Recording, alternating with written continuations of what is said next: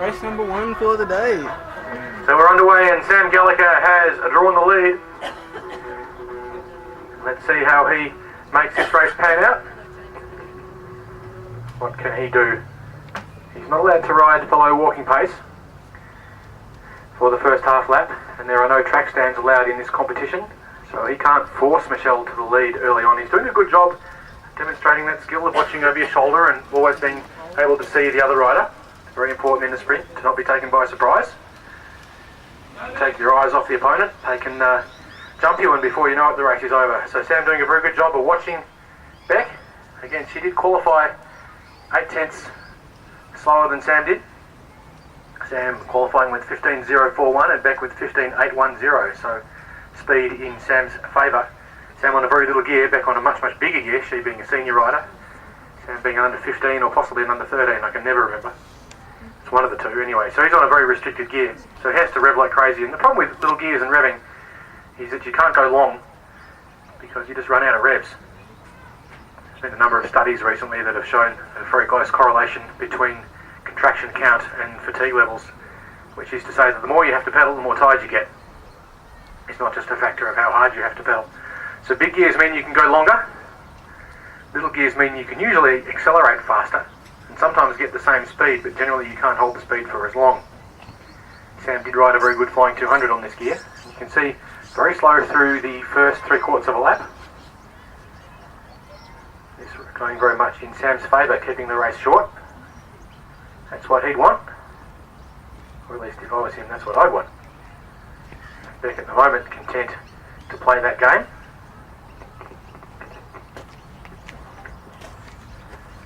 Sam with the door wide open there if Beck wants to drop underneath him, but she doesn't take that option at this point. The bell rings a little bit. The bell rings a bit more. And it's the reflex jump. The bell rings and they go. And Sam takes off and Beck having to chase hard. Sam's opened up about a 15-20 metre gap now. He's jumped well clear. Beck with a lot of work to catch him. Remember, Sam did qualify 8 tenths quicker. And I have to say, this race went Sam's way absolutely right from the start. It was slow and then a very rapid acceleration, and that suits a rider on a small gear.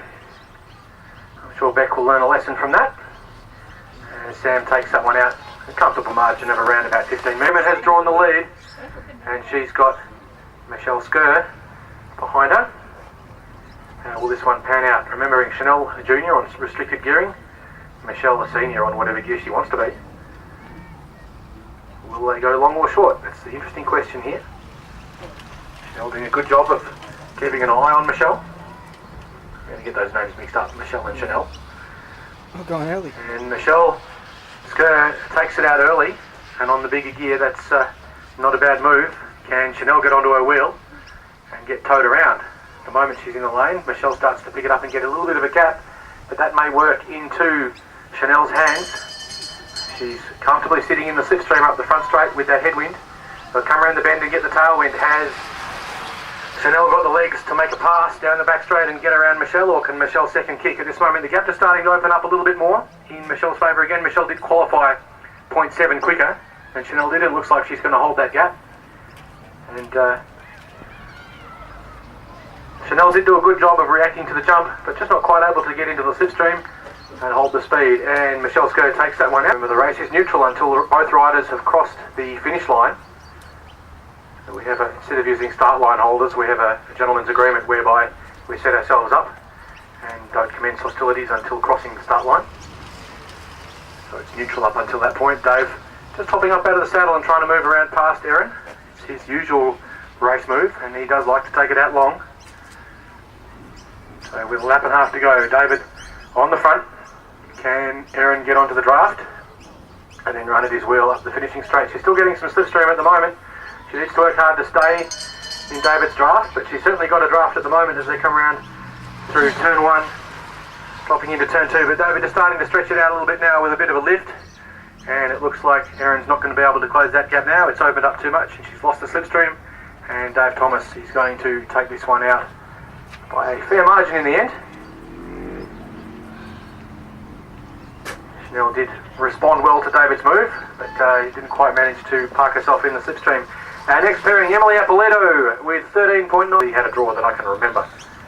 Doesn't mean that we haven't And if you forfeit, you get no points at all. Johnny Lewis has drawn the lead. Emily Apolito has drawn second position as they start hostilities, crossing over the start line. Emily in the blue Victorian skin suit, Johnny Lewis in the red carded white. So at least that one's not transparent. I think. I'm not looking that closely. Lap and a half to go. Emily sitting high, Johnny a very experienced campaigner, but so too Emily. She's been racing here in this series since the second time we ran it, back in 2007. She knows this track and she can ride it blindfolded. In fact, one day we might do it to her. Just over a lap to go. The distance this track is 307 metres, so it's a 640 metre distance. Johnny just holding Emily up there as they come around the bend. Emily did qualify faster and she's got a bit more speed, but Johnny just kicking through turn 2 there. Emily's going to have to make a passing move down the back straight if she's to get around him. She jumps hard out of the saddle with a big kick, gets up onto Johnny's hip, and a little bit more speed as Emily comes around the outside of Johnny Lewis. And Johnny neat and tidy. Emily's going to be a bit too quick, and she takes that one out by a bit over bike length. So first blood to Emily Apolito. In the red shoulders, with the blue helmet, Tilly Coy in the Blackburn skin suit with the white helmet. David has the lead. Qualifying, David qualified 14.071, Tilly 14.246. So only 2/10 in it, which means this is anyone's race. It'll be a tactical game. Tilly trying to find a blind spot behind David and keep him guessing as to where she is. David doing a good job of watching over his shoulder. He knows exactly where Tilly is at this time.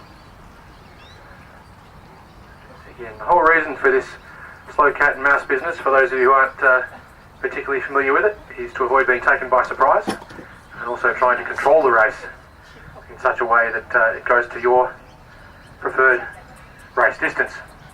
If you're a starter or a jumper or on a small gear, you want it short and sharp, and if you're big and strong and you like to wind up from a long way out, then you want a long fast race.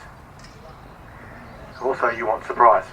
If you can surprise the other rider and open up a larger gap such that they don't get any draft from you, then you have a distinct advantage. Lap and a half now to go. Today most races have been pretty slow, except for that one where Dave Thomas took it out early, his signature move. Very slow as they go into turn 3.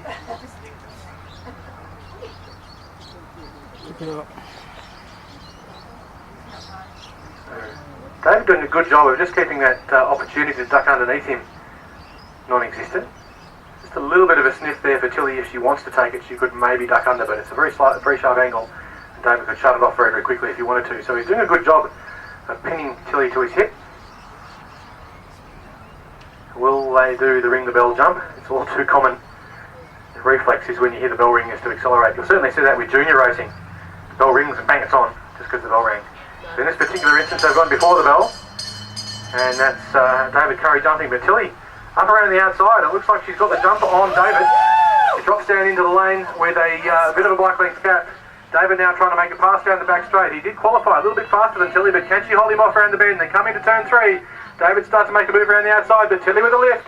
It's going to be pretty close as they come around the corner. Tilly in the lane, holds it neat and tight, but it's going to be very close up the finishing line, and I can't pick that one from here. Tilly got the lead. Dino has second position. Dino in the blue and yellow aboc skin suit with the casco. James in the grey. James has come to race with us today from Geelong. It's awesome to have you with us. We really appreciate you making the long trip out to the opposite side of the earth. But we've put on a good day for you. Just a little bit of haze overhead now at the moment. Dino giving a lot of room to James, and also getting himself a lot of height. And a little bit of trivia. Dino is riding on the wheels today that he first started racing on way back in 2006. It's the same wheels. James now makes a bit of a move with a lap and a half to go. Dino's going to have to respond fairly sharply. He's been caught napping a little bit. James has opened up a pretty big gap. Dino was quicker in qualifying, but this will test his mettle. Does he have the determination to chase? That's a big gap that James has opened up. But Dino chasing hard. He's got a lot of speed on, but I'm not sure it's going to be enough. But down the back straight, James still with a lead of about 15 metres. Dino shutting it down, but it's not going to be enough, and he was caught napping a little bit. And James is going to take this one out. Dino concedes, swings up, and capitulates. And James Blight takes James pinned his ears back and off he went. It looks as though Paulie Edmonds drawn the lead. Nick Mark obviously following.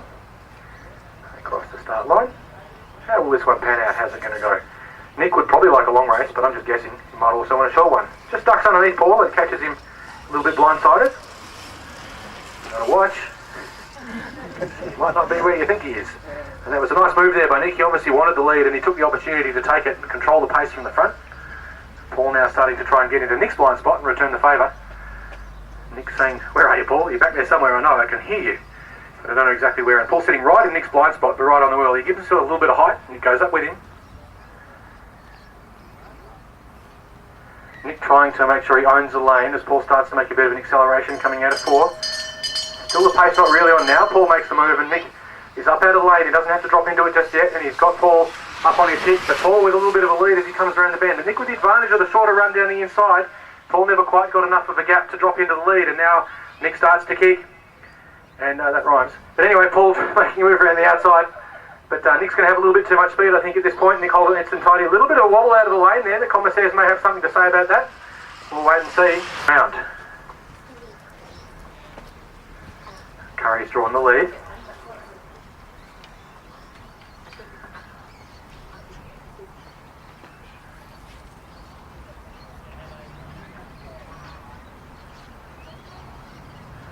Curry at the moment very closely watching Hussey. Hussey in the Casco with the blue skin suit, Curry in the Carnegie Caulfield skin suit with the white helmet. David Curry on a BT Stealth by the look of it. Hussey on the, it's not an Avanti, but it's something like that. Uzuri, I think. Anyway, carbon frame bike.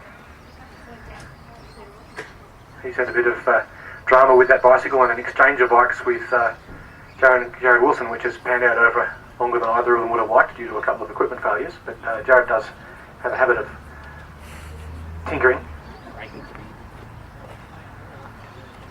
So 1 lap now to go. Curry still leading from Hussey. Hussey content at this moment to try and sit right in Curry's wheel. He hasn't given himself much room to move, but he makes a bit of a move down around the outside. He's crowding David Curry right down in the lane.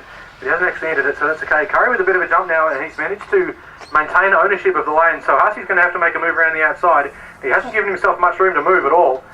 So he hasn't really gapped off the back. We come around as they come out of turn 4. Very, very close to the line, but I think Hussey there by half a bike, if I'm not mistaken. We'll see how this one pans out. Then a senior rider, Stephen Ellul, a first year under 19. Stephen in the blue, in the Blackburn skin suit, the white with the black nicks. Ben in the black and blue, I don't know what club. In fact, I don't think it's a club, it's just kind of a black and blue skin suit. Anyway, he's from Bairnsdale, and they're special. There's other colours on it too, but I can't see them. So Ben crowding Stephen up, giving him very little room to duck underneath. I'm going to set the pace on this one.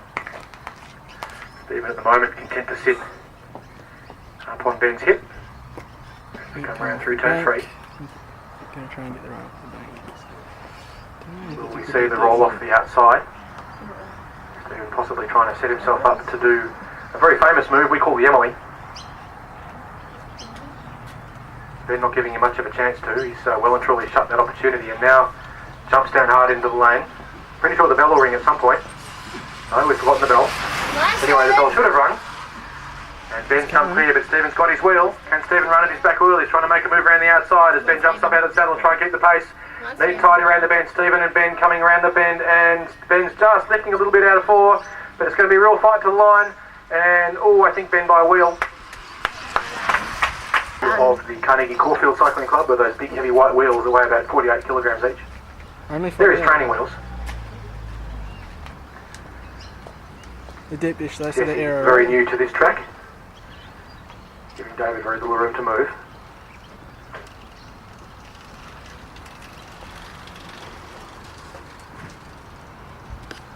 David at this point content to sit behind Jesse. Options are plenty if he wants to drop underneath, but it doesn't look like he wants that at this point. Nick Mark did it just earlier to his advantage. Where's John? He drops down. You respond to me, mate. I'm setting the pace in this game, so David has to respond.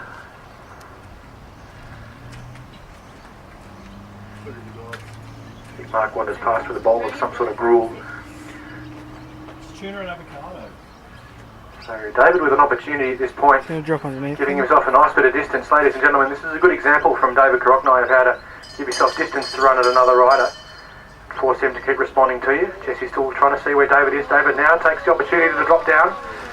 Jesse shuts the door on him pretty hard, but I think he had enough distance to do it. Now it's on to the finish line. David running at Jesse's back wheel as they come into turn 3. David with a bit more speed around the bend. Now we've got to see if Jesse can hold his line. He drifts up quite a way out of the lane, and that is a hassle at this track, but that corner is quite tight, but it looks to me as though it's not going to matter. And David Koroknai around the out. Casco, both riders in the same skin suit, both riders on the same bike. Now that's particularly unusual because both riders are on Dolan DF4s and there aren't very many of them in the country. So the only way to tell these guys apart from a distance is by the helmet. Everything else pretty much the same. That and the handlebars. Jared's got the BT handlebars and Connor has the Eastern EC90 handlebars. Go, Connor. So Jared at the moment holding the lead. Connor gives himself some height. Jared comes up to meet it. Connor now ducking, diving behind Jared. This is a tactic in the game we play a lot at training called a duck and dive, where you move around behind your opponent, try and keep them guessing as to your location. A lap now to go. Jared, pick still it watching up. Connor very closely. No jump yet to occur. Jared trying to give Connor very little room to move, keeping the pace off. Connor drops down in the lane. Jared shuts the door on him. It's on down the back straight. Jared with a good move there. He saw Connor coming and managed to shut the door. Connor with a kick around the outside. We call it the hand grenade, but this one's going to be on. Around the bend, Jared is not quite going to have the berries as Connor just a little bit too quick coming around the bend, but it's still on to the finish line. Very close, but Connor rallied by a bike.